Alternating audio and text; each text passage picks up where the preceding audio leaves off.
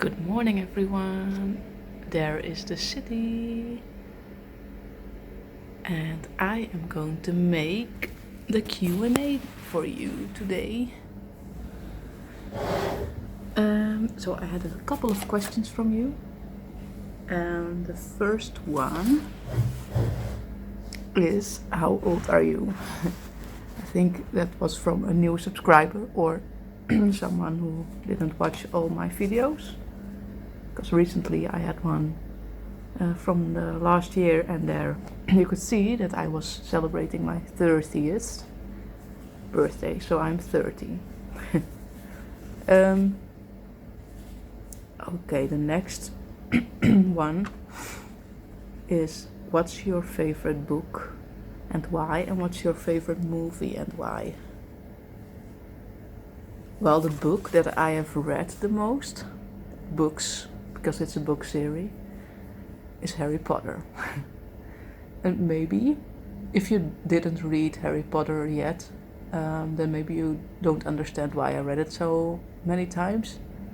And maybe you have read it and agree with me that those are like brilliant books.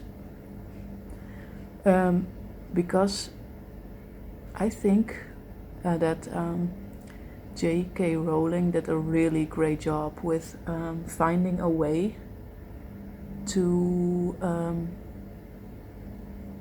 tell like real life things in the form of like a story, like like something that cannot be real, but it feels real because you can relate with the persons in the books so much. And I think all the things that she put together, like in all those details, and it just feels amazing.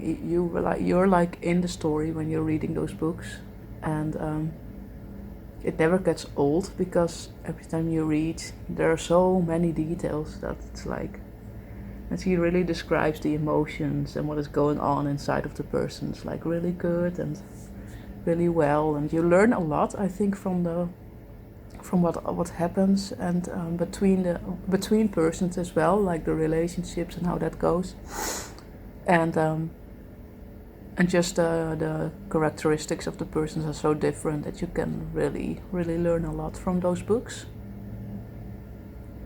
And just how she described like depression with the Dementors, it's like so accurate, like how the Dementors suck out of all the happiness, like all the happy feelings, so that you only have your worst memories. That's exactly what depression does. And so I'm those are really my favorite books.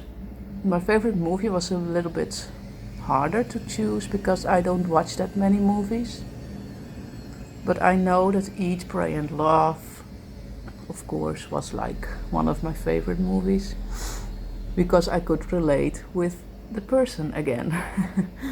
Because she just wanted, she knew that she had to go, and she wanted to see places and experience places, and she meets like really awesome people, and she also goes within to get to know herself, and she has fun with the people she meets, and like that movie really inspires me every time I watch it. And for the rest, like I think movies like Freedom Writers, I don't know if you know those, but that's like the real life story about a teacher who goes like she's going to teach like one of the hardest schools in America, and at first she has a really hard time with the kids, but then she does something really creative with writing and get the students to trust her, and it's like a really beautiful story, and it's like real life, so it's a real story. So I also like movies like that. Then we had like a really fun question: favorite and least favorite yoga pose, because I do yoga every day. So I had to think about that, because overall I really enjoy yoga, and I love like a lot of poses. Are like nice for me. For example, all the ones where you have to use your strength, they are all good because then I feel like how fit and strong I am. But my most favorite yoga pose is the tree, the tree pose. Yeah, because it's a fun one. I always feel joyful when I make the tree pose, and you can see how you are mentally because it's about balance. Yeah, your balance is better when you are balanced in your mind, of course. And I always love the child's pose because that's like the most relaxing one, and it's like a really bit of a surrender, praying kind of pose. So I always love that one. The least favorite yoga poses are all the flexible ones because I'm not so flexible. So every time I need to be flexible in a yoga pose, I'm like, phew, my goodness. And the cow, because that's one that you have to do something with your legs, like the cow legs, and then you have to sit. And I never can do that one because I'm not so flexible in my hips. So yeah, I like that question. It's a fun one. It's like a really variety of questions. I like that. There was one about, are you planning to visit all nooks and crannies in Poland? So that's like, will you visit all the places? Eat the rest of my life. Yeah. So I'm a born explorer. I want to see new places. And so that's why it's so special that the first place I went to on my journey, like Krakow, that I cannot let it go, that it's like I have to come back here all the time. So it's special that I found home like so fast here. But I still want to explore like new places, like at least every month a few new places. That's how I want to live. So of course traveling around the world in to different countries, but also like because I found home in Poland, I also want to see as many places as possible in Poland. And since I have the rest of my life, I think I will do a pretty great job about that. Yeah.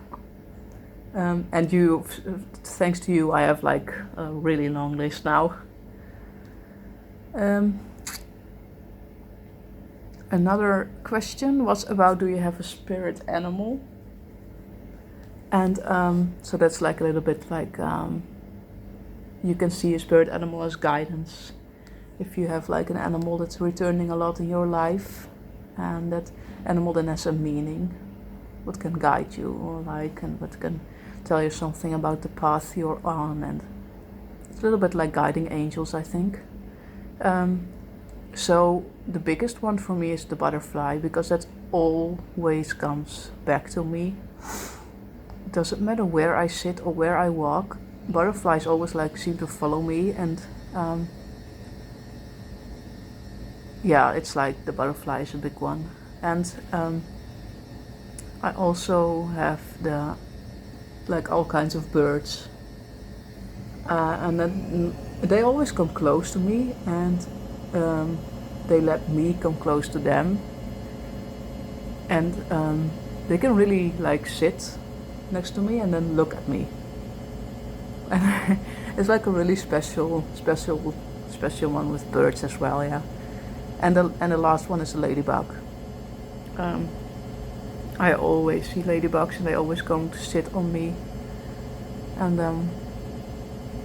or sit on the persons that are with me. So I think those are the ones. And if you want to know about what they mean, I think it's a little bit about the transformation, that you're like go through a transformation, that you the ladybug is about luck and happiness, I think, and the birds is something about that you have like a really strong feeling with your loved ones, that you want them to take care of them or something like that. And the most interesting questions were about Poland.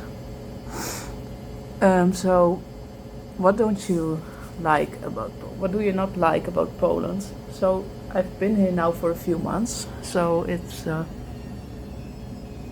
I've noticed a few things personally that I don't not specifically like don't like or something, but that are like not um, really how I wanted to see.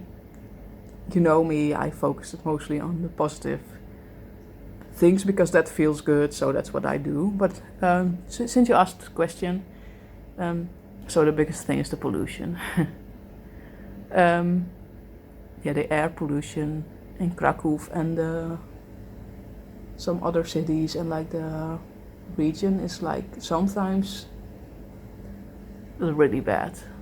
So the first time I came here, I felt it in my nose, like the air is different here. Now that's better, but I had like a few days in the winter that I was like, whoa, this is extreme. And I know it's getting better because 3 years ago it was way worse. So I know and that you are working on it. So, and I must say that there are not that many days in last winter that I was like, this is bad. Just like 3 or 4, I think. So yeah, that positively surprised me then that it were not like more days like that. But hey, that's one thing I think should improve even more. Another thing is constructions. I think they take a really long time in Poland because I lived in the south of Krakow, and I don't know the name of the street again, but they are like working on it like non-stop, and it seems that there's no end. So the streets take a really long time to get built, and I know that in the Netherlands is one of the best countries in the road work and making roads, and I think that's because I am used to that, like how fluently it goes in the Netherlands. That it's like it surprised me how much work it takes here in Poland, how much time. But since I am not in a car, like for me it's not that bad. But I can imagine that people in Poland struggle with the constructions.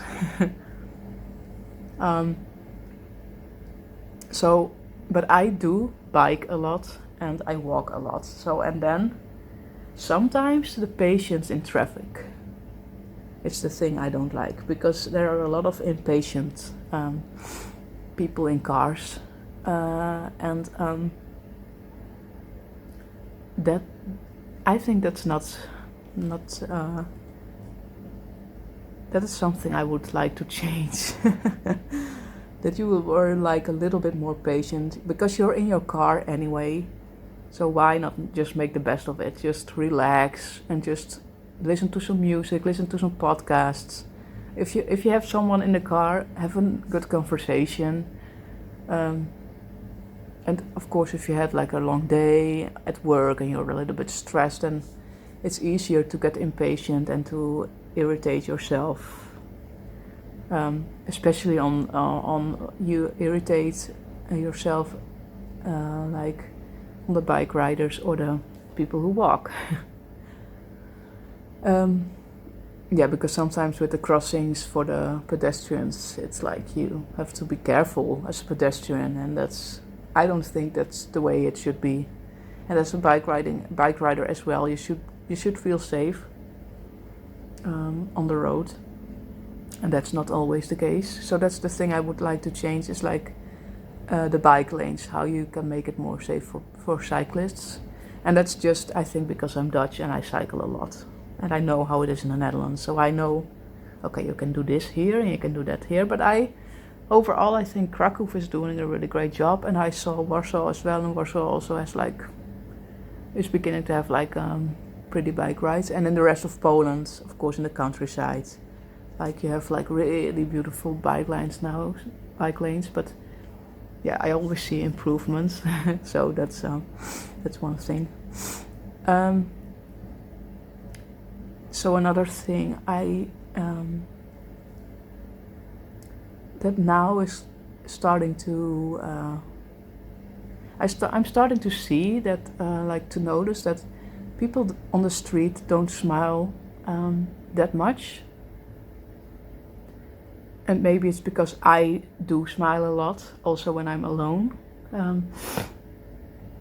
So that sometimes looks like that people are like moody or not happy, but I think that from the inside most of the people are like just don't smile like without a reason. So I would like to change that in people, and sometimes it's like interesting because it all starts with yourself. So you can say like, those people don't smile, so why should I? And they think I'm weird, so I will stop smiling. And but then I'm like, every time I walk, for example, in a park, and there's like an old man or an old woman sitting on the bench, and I say dzień dobry with a smile, then you always get the biggest smile back. Also, when you see a woman with a carrier struggle with opening the door, and you open the door for her, and after that the next one, you also get the biggest smile. So it's like, you know, the people are happy inside, and they when you just show that it's like easy to smile, and that you're like respect each other and want to help each other and appreciate each other for being there, then it's like, of course they smile. Of course they will smile. So I don't complain about the people not smiling. But for me, it is a beautiful moment when I have a connection with someone like that, and we smile at each other. I don't really know about the money situation. I've not done any research about that, but I know that some people are living below like the poverty thing, and I would love to change that, but I don't know how. But that's one thing I would love to change, that everyone lives above that, so that everyone can live like at least like a life that is for all humans. Like, all humans deserve to live with enough money to be happy and enjoy and just have like more ease in life. So I would love to change that, but I don't know how, but maybe one day, who knows. And what would I like to change is that at schools that we learn kids more about confidence and emotions and expressing themselves and knowing their worthiness, and about having dreams and you know, like that. But that's the thing I would like to change in every country in the world, so that's not specifically for Poland, but that's one thing I would like to work on in every school in Poland, that children learn more than what they learn now at schools. Yeah, about mental health, so you know, you can prevent a lot of problems with that later in their lives. So yeah. And what would you transfer from Polish culture to other cultures? Okay, the biggest thing is like the overall level of gratitude and faith and hope. I think you're very strong in hope and in faith, so I would really love to transfer that to other countries, and also like being more grateful for the things that don't cost money. It's like family. I love that how you love the families. Like, the family love is really big here, so I would love to transfer that. And yeah, like the faith and the love for the family ones are big ones for me. The gratitude, and just like the overall strength of your people, because you've been through a lot, and you keep like it doesn't matter how much you're knocked down, you always get up. So people can learn from that in the world. Those three things, I think, I would transfer to the other cultures. I think that was it. I'm already talking for 20 minutes, so I think the video is long enough. I hope you enjoyed. Later today I will make the Polish video for you, because tomorrow I will travel to Poznan, and then before I will travel to Poznan I will upload a Polish video. But first I'm going to swim now with the kids, and then I have the whole afternoon to make the Polish video for you. So I hope you enjoy your day and you enjoyed this video, and I will see you later. Bye bye.